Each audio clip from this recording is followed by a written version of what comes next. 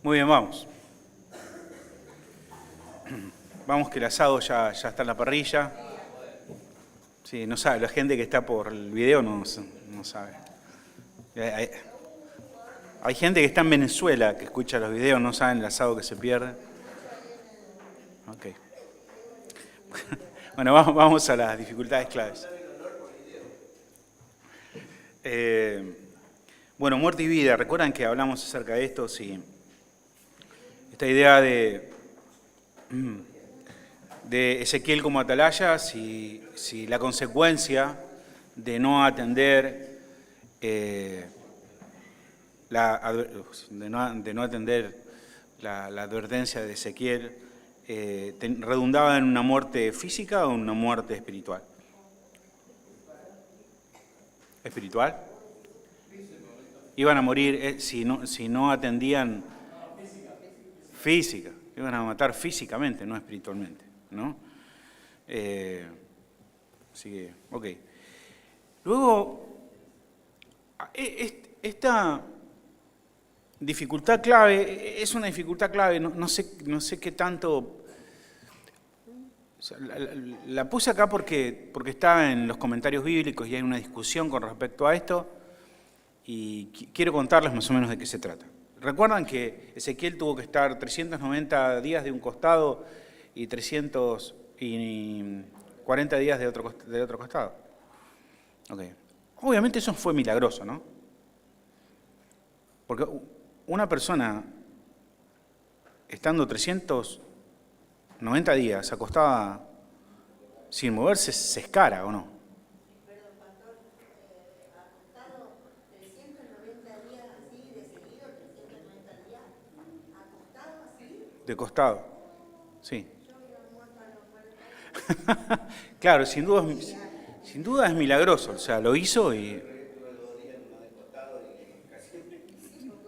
es terrible, ¿no? Bueno, estos días, estos 430 días, ¿sí? Los 390 más los 40, 430 días, tienen que ver con el juicio y el pecado de Israel.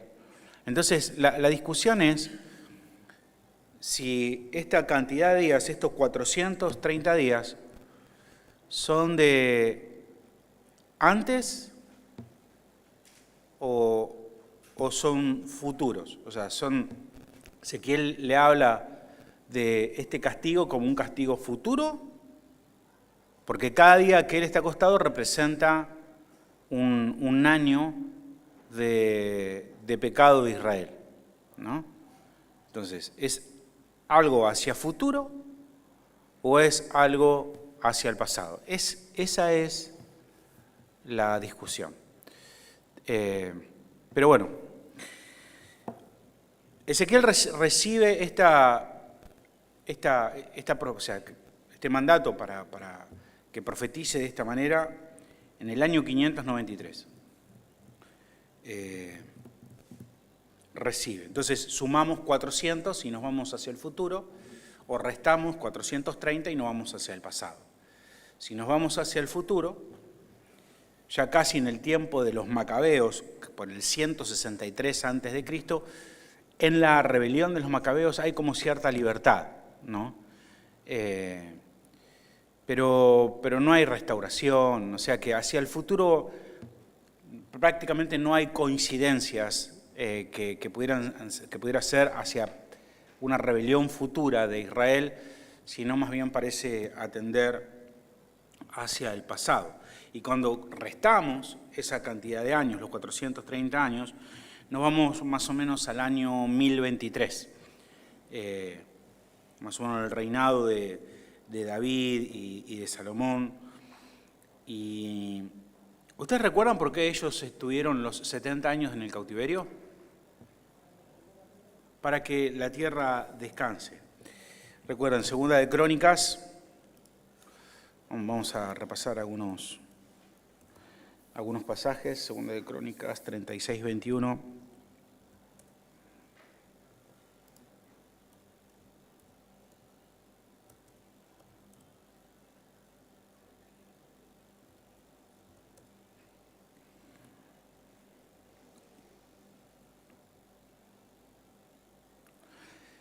para que se cumpliese la palabra de Jehová por boca de Jeremías. Los que escaparon de la espada fueron llevados cautivos a Babilonia y fueron siervos del rey de Babilonia y de sus hijos hasta que vino el reino de los persas.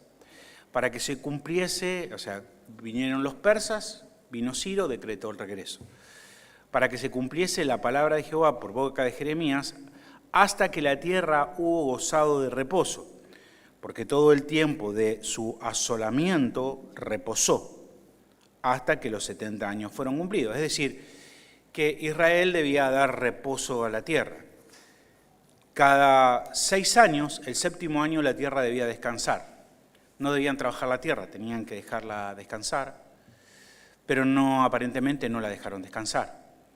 No solamente uno cada 6 años, o sea, el 7º año, sino también un año cada 49, o sea, el año 50 la tierra debía descansar. Y semanalmente también, los días sábados no debían trabajar la tierra, o sea que un día a la semana la tierra debía descansar. Aparentemente ellos no cumplieron este descanso, y entonces Dios los lleva al cautiverio para darle los 70 años, ¿sí?, que Israel le debería haber dado descanso a la tierra. Y es por eso que 70 por 6, más o menos, que es el ciclo del tiempo que tendría que haber dado descanso por año, suma más o menos esta cantidad, 430 años. O sea, es muy posible que este tiempo sea un día de estar de costado por cada año de rebelión de Israel por no haberle dado descanso a la tierra, y habla del pasado. Exactamente no da los años, justo quedan algunos años nada más, da 420 años en vez de 430, pero recuerden que el calendario de ellos es diferente al nuestro, ¿no? Ellos tienen un calendario de 360 días y el nuestro de 365 y algunas otras cosas más que pudieran llevarnos a una fecha más cercana, o puede ser también que en algún momento hayan dado descanso a la tierra, que no sé, en los tiempos de David, quizás, o en el tiempo de Josías, que le hayan dado descanso a la tierra. Entonces, pero parece ser que habla más del pasado que del futuro, por lo tanto, mi respuesta del punto 2 sería una referencia, el punto A, una referencia al pasado, por el pecado que cometieron y no por el pecado que iban a cometer. Luego, bueno, el B que dice si es simbólico o literal, obviamente parece ser literal, ¿no? Una fecha, no ser una fecha muy 430 años. ¿Por qué 430 años? Entonces, pero bueno, pero la respuesta sería la A. Luego, el alma que pecare, esa morirá. Ezequiel 18:1.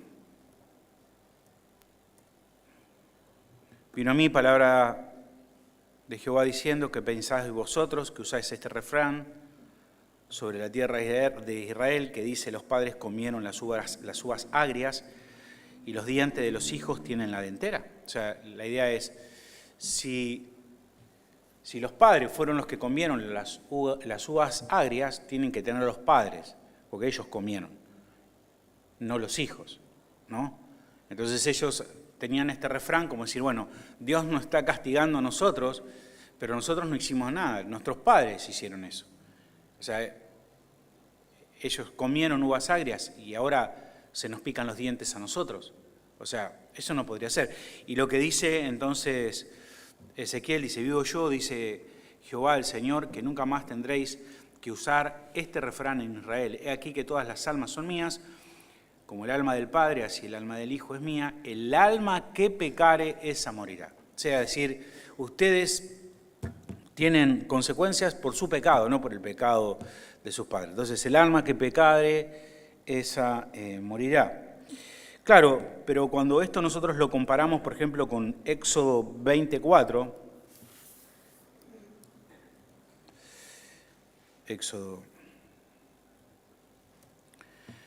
Dice, no te harás imagen ni ninguna semejanza de lo que está arriba en el cielo, ni abajo en la tierra, ni en las aguas debajo de la tierra, no te inclinarás a ellas ni les honrarás, porque yo soy Jehová tu Dios, fuerte, celoso, que visito la maldad o visito el pecado de los padres sobre los hijos hasta la tercera y cuarta generación de los que me aborrecen.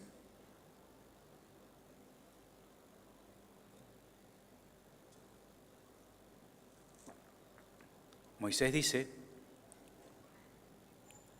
yo visito el pecado, la maldad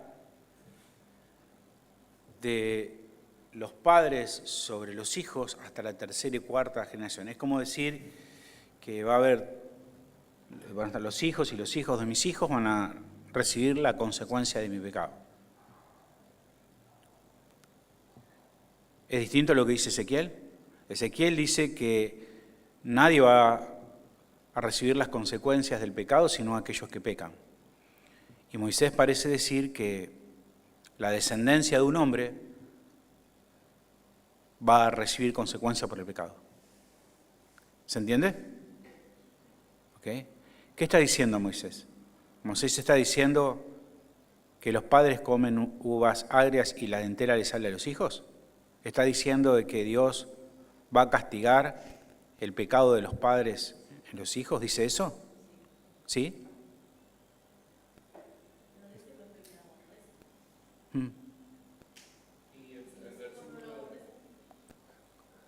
Bueno, supongamos que... Ok, pero supongamos que es sobre los que le aborrecen. Pero la pregunta es, sobre los impíos, sobre los no creyentes, para enfocarlo. Quiere decir que Dios, si una persona comete un pecado, ¿Dios va a castigar al hijo por el pecado del padre?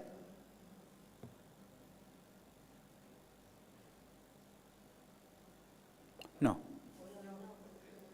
No. No está diciendo eso Moisés. Visitar no es lo mismo que castigar. No es lo mismo. Y visitar en el sentido de las consecuencias que tiene nuestro pecado.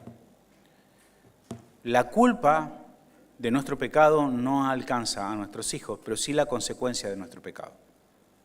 Es decir, si una mujer embarazada se droga, fuma, comete excesos, es muy posible que su hijo tenga consecuencias de ese pecado. ¿Sí?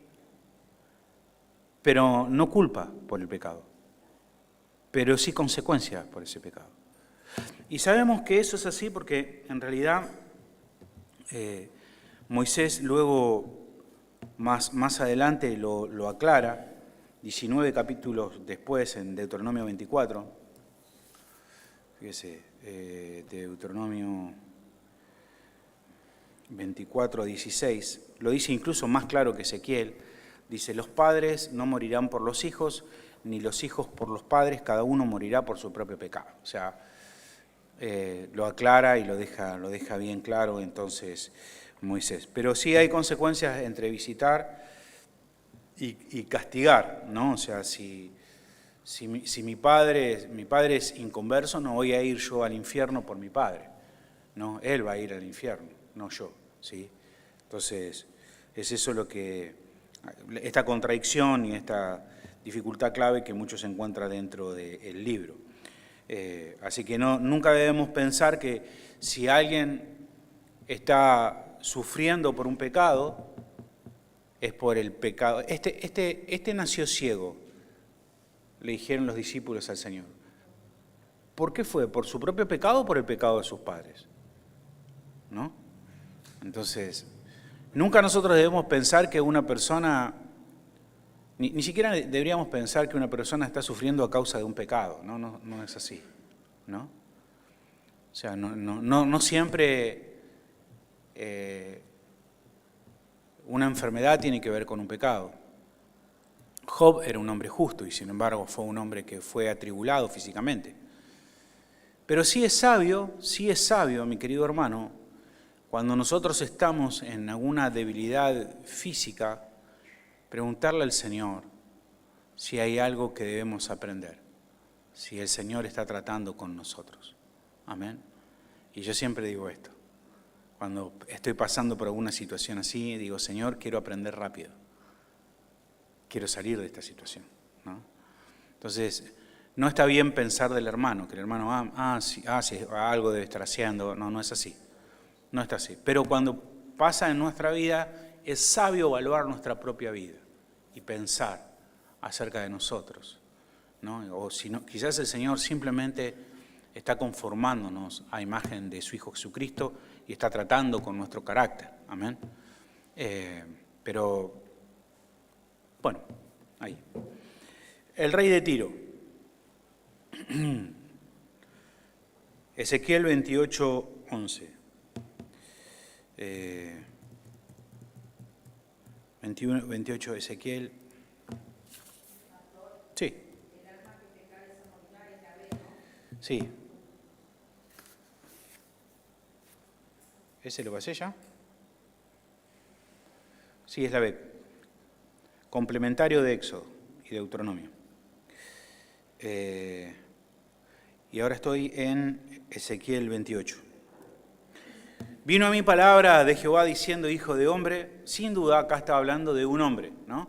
Dice, Dios, hijo de hombre, eso es un hombre. Di al príncipe de Tiro, es un hombre, es el príncipe de Tiro. Así ha dicho Jehová el Señor, por cuanto se enalteció tu corazón y dijiste, yo soy un Dios, no dice que es Dios, dice, vos dijiste, soy un Dios.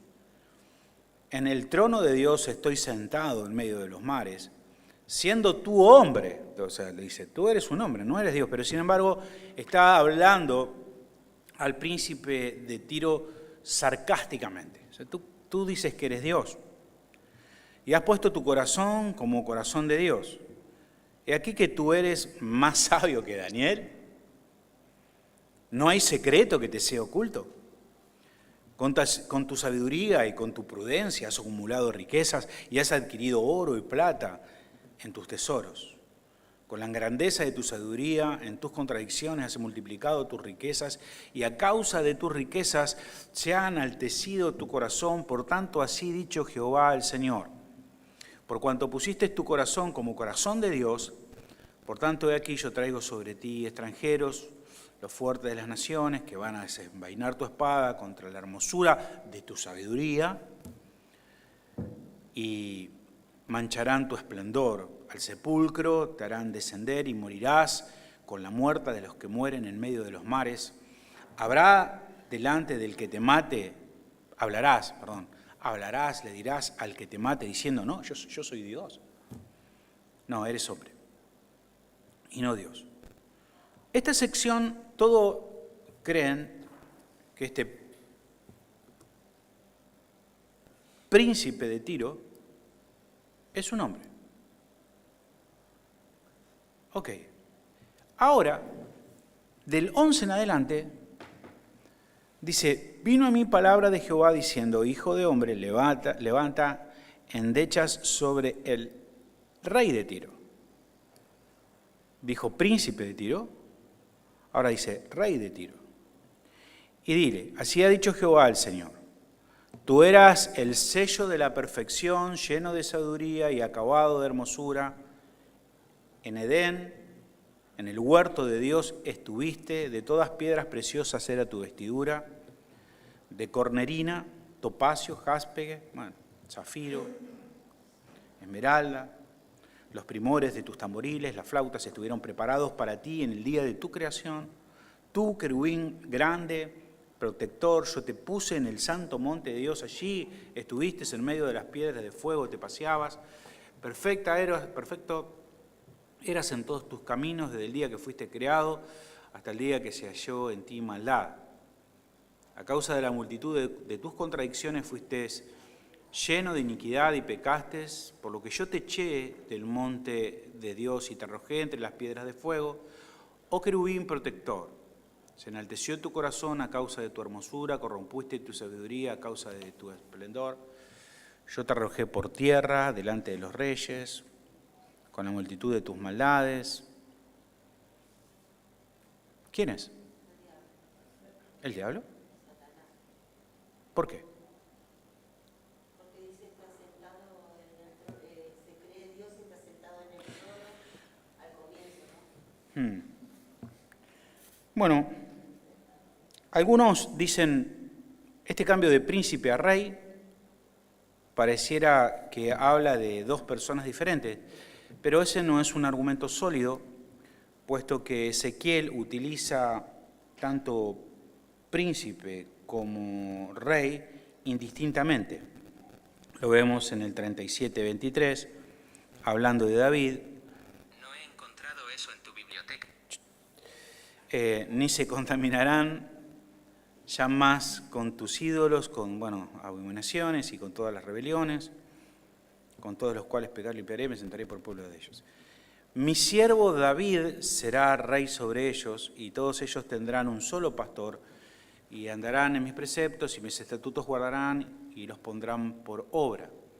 Habitarán en tierra que le di, en el siervo de Jacob, y luego dice, David será príncipe. Primero dice David rey, y después dice que David es príncipe. Así que Ezequiel utiliza príncipe y rey indistintamente, y eso no implica que sean dos personas diferentes. Por lo tanto, este argumento de que pudieran ser dos personas diferentes, dice Tiro.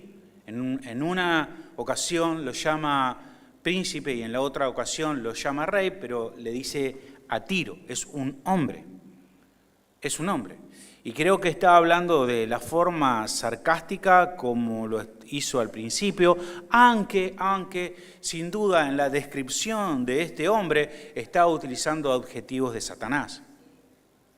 Como cuando, por ejemplo, nosotros vemos en la Biblia, en el Nuevo Testamento, acerca de los anticristos, y vemos que muchas veces los anticristos reciben descripciones satánicas precisamente porque el mismo Satanás está detrás de ellos. Y creo que de la misma manera, Tiro está siendo una especie, ¿no?, de anticristo, de hombre de Satanás, pero no da evidencia que esté hablando de Satanás. Y es bueno que nosotros podamos verlo de esta manera. ¿Por qué? Porque muchas personas toman este texto y empiezan a sacar principios de la persona de Satanás. Entonces Satanás estuvo en tal lugar, entonces Satanás esto, entonces Satanás aquello. Y no estaba hablando de Satanás. Pero acá dice, en el Edén está, o sea, es específico, por eso también, a Dios llevan esos, porque también dice... Pero lo puede decir de forma sarcástica, diciendo, vos que estuviste en el Edén, no estuvo en el Edén. ¿Se entiende? ¿Se entiende el sarcasmo? O sea, desde el principio hay un sarcasmo. Tú que te crees Dios. Recuerden igual que los reyes se creían dioses, ¿no? Faraón se creía que era el hijo del sol, ¿no? O sea, ellos se creían dioses y hablaban de sí mismos como si fuesen dioses, ¿no? Y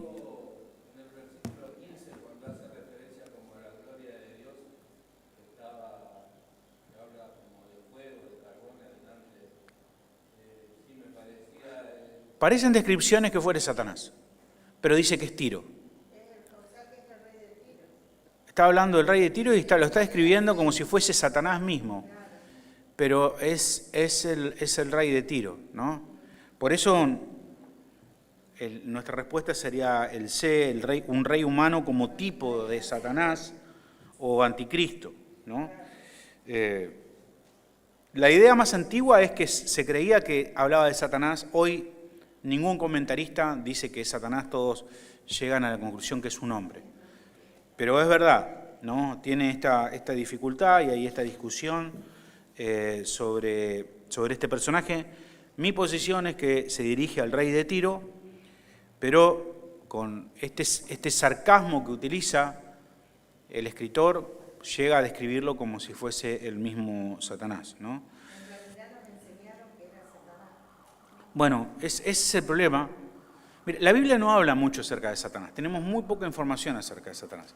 Sí nos dicen qué debemos hacer con Satanás. ¿Qué debemos hacer con Satanás? Resistir al diablo. Eso es lo que debemos hacer, ¿no? ¿Sabes lo que me llama la atención? Es que, o sea, es como que la persona que lo está diciendo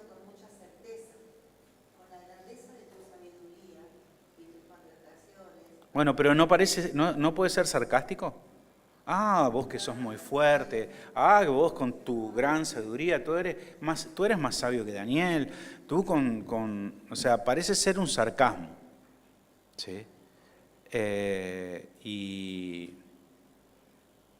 es lo mismo cuando interpretan mal a Pablo, que cuando dice, si yo hablara lenguas humanas y angélicas.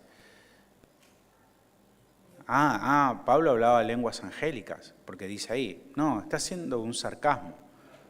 Si yo diera mi cuerpo para ser quemado, ¿dio su cuerpo para ser quemado? No, es un sarcasmo, ¿no? Claro, entonces hay que interpretar bien los textos, ¿no? Y muchas personas después sacan conclusiones de ahí, o principios, y lo aplican a su vida. Y cuando nosotros sacamos un mal principio de la Biblia, eso va a hacer que nos equivoquemos y que vivamos mal. Miren, el otro día vino un hermano, el domingo, no aquí en Capital Federal, después de predicar se acercó y me dijo, bueno, me comentó algunas cosas y él estaba buscando una iglesia para congregarse y me contó algunas iglesias de sana doctrina que él había ido.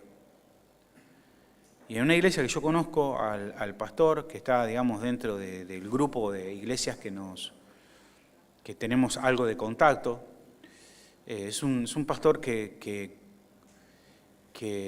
es sano en su doctrina, pero es un pastor joven y nuevo. Y él me contaba que en el discipulado de hombres se instaba a las personas, a los hombres, entre los hombres, a que confiesen sus pecados. Interpretando a Santiago, dice, confesaos vuestros pecados los unos a los otros. Entonces, ellos entendieron que lo que había que hacer entonces es confesar los pecados. Así que hacen un espacio y le dicen al hermano, bueno, ¿por qué querés que ore? No, pero tenés que tener algún pecado. Algún pecado tenés que tener, ¿no? Y para animar, dice que era un diácono el que estaba ahí, para animar, dice, confiesa él su pecado y bueno, él confiesa, dice que él no está leyendo la Biblia, pero que el Señor igual lo ayuda para predicar. Y dice, ¿cómo puede ser diácono? No lee la Biblia, dice, ¿no? O otro que, bueno, hablaba de relaciones sexuales cómo hacía relaciones sexuales con su esposa. Y dice, todas esas cosas me quedaban a mí en la mente, figuras horribles. Otro confiesa que estaba engañando a la esposa y yo después lo veía en el Facebook abrazado y dice, mirá este atorrante. O sea, son cosas que me quedaban en mi mente hermanos, la Biblia nunca dice que nosotros tenemos que publicar el pecado de nadie. Pero por una mala interpretación del pasaje lleva a una mala práctica de la doctrina. ¿Ves? Entonces, Wesley hacía eso, ¿no? De que se ponían a confesar los pecados y porque creían que había alguna virtud en eso. Claro. Y de cierta forma, yo el otro día escuchaba a un pastor también que decía, un pastor conocido también, que decía, él está enfermo de cáncer también, y dice que había venido una persona a su iglesia que decía que tenía poderes, ¿no? Entonces le dijo, pastor, dice, ¿quiere que ore por usted para que se sane? Dice, porque yo resucito perros, ¿no? Dice, yo no soy un perro, ¿no? Pero dice que él de repente hacía cambiar de colores a los semáforos, o se paraba en el obelisco en las pantallas y controlaba las pantallas del obelisco y demás. Entonces, lo que el pastor le respondió, dice, mira, si vos querés ser popular en esta iglesia, habla de tu pecado, de tu lucha contra el pecado. Y yo me quedé pensando acerca de eso. Me quedé pensando porque hay personas también que creen en esa humildad de hablar de su pecado y de su lucha contra el pecado, también hay orgullo. Mirá qué pecador que soy, mirá cómo estoy luchando, mirá lo que estoy... Y caemos en el mismo pecado, pero en el otro extremo. ¿Se entiende?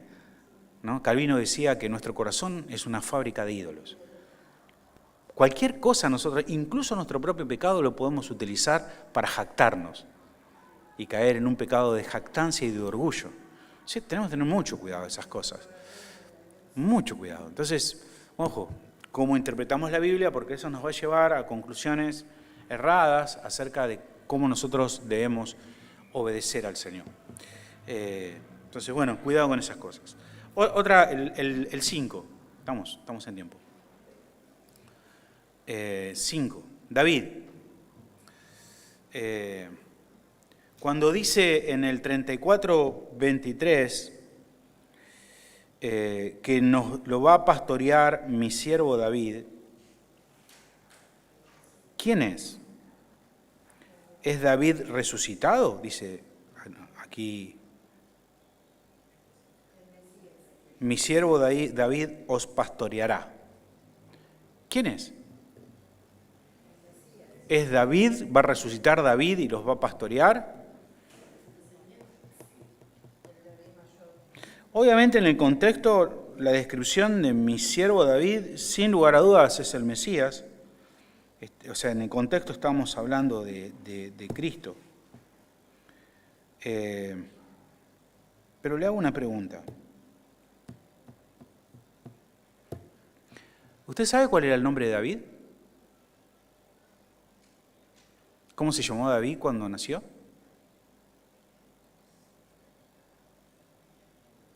¿Se llamaba David? No se sabe. No se sabe. ¿Salomón cuando nació se llamaba Salomón? Jedidías se llamaba.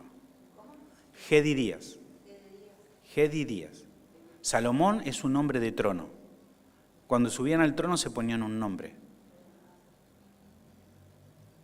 Y es muy posible que David sea el nombre del trono, que sea un título. Un título. Es posible. Y posible que ese sea el título que también utiliza el Señor.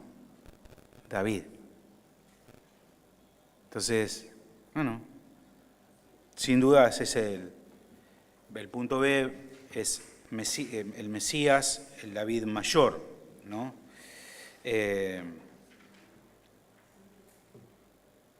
Así que, bueno, una curiosidad ahí. La identidad de Gog en la tierra de Magog. Este también es una, hay una, no en nuestras Biblias, pero esto es Ezequiel 38.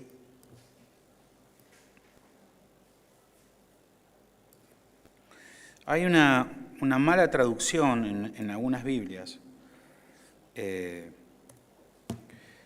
Dice, y vino palabra de Jehová diciendo, hijo de hombre, pon tu rostro contra Gog, de la tierra de Magog, príncipe y soberano de Mesec y Tubal. Algunas traducciones, este Gog es Rosh en hebreo. Siempre representa principal o representa cabeza. Nunca es traducido de otra forma. Pero alguien tradujo a Gog o a Rosh, a ver si está escrito.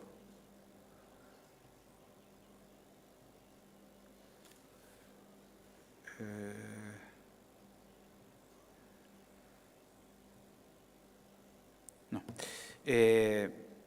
Lo tradujo no como principal, no como príncipe, sino como si fuese un lugar. Así como Mesec y Tubal, en vez de ponerlo como príncipe o principal, lo coloca como un lugar. Y algunos interpretan que ese lugar es Rusia. Pero es una mala traducción, porque esa palabra nunca representa un lugar, sino que representa un nombre. Y lo sabemos, ¿sí? Porque por ejemplo en Génesis, donde se nombran estos lugares, en Génesis 10, 2, Gomer, Magog, bueno, Tubal, Mesec, Tira, pero Rosh, Gog no es un lugar, ¿sí? Es un título, ¿no? Entonces, por eso algunos cuando hablan acerca de cómo va a ser en la gran tribulación, qué nación se le va a levantar, entonces esa nación es Rusia, que viene, no, es una mala traducción del hebreo, ¿no? Entonces, nada, hasta ahí. ¿Algunas preguntas que quieran hacer? ¿Se contestó la última? El príncipe principal, bueno, es el príncipe principal de Mesec y Tubal. Ese es el B, de las 6. Mesec y Tubal. Hermanos, no